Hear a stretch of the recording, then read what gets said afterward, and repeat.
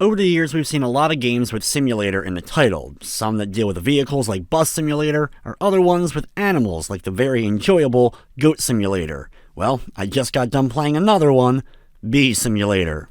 But should you let this one pollinate your PlayStation, or should you tell this one to buzz off?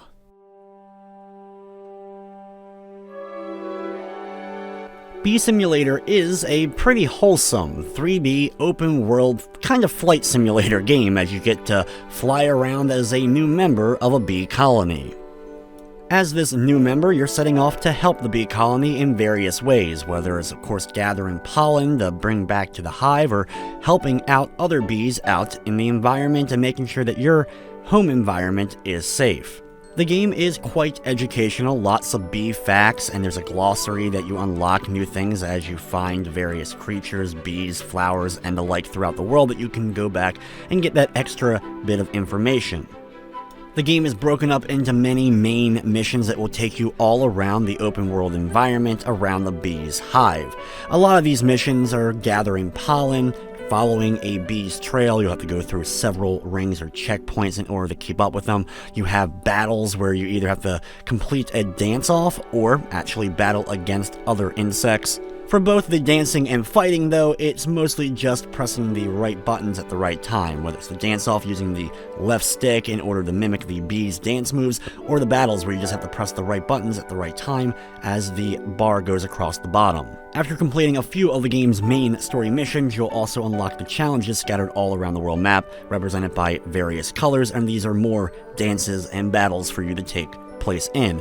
Completing the main mission, side missions, and the like will reward you knowledge points that you'll use to unlock not only more knowledge, but also various bee skins, hats, and the like to make your bee look a little bit cooler. Thankfully, there are some side quests to complete as well. They're mostly just more fetch quests and the like, but at least it added a bit more to the gameplay. The main story in general will take you roughly about 3 to 4 hours to complete.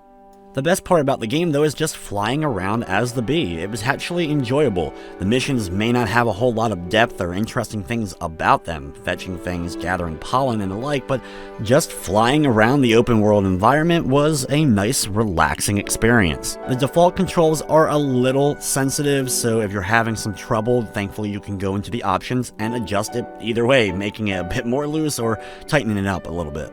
The game does include a couple of split-screen options as well for some competitive and co-op, but it's not online, just local only. From the technical side of things, I did run into a few problems. There's a bunch of texture pop-in all throughout the game, objects just kind of coming in as you move around the environment. It's always a little bit jarring, but worse off, there was some glitches such as fast traveling seemingly was broken, at least for me. Anytime I did a fast travel, once I got to that location, my character was stuck and I was unable to move them. I actually had to back out of the game and come back in order to gain control again. Bee Simulator is available now on the PlayStation 4 for $39.99. It does feature a Platinum Trophy. The game is also out on Nintendo Switch, Xbox One, and PC. Overall, Bee Simulator is one of those games I wasn't expecting anything from, but actually had a pretty good time playing. Unfortunately, though, the price is just too high to recommend, at least right now. Wait for a sale, for sure, just due to the fact it's not that long, it can get repetitive, and there were some issues that hopefully will get patched. With everything said, though, I'm going to be giving Bee Simulator on the PlayStation 4 a 6 out of 10. That's going to wrap up this review, though. I'd like to thank you for watching, and of course, I hope you enjoyed.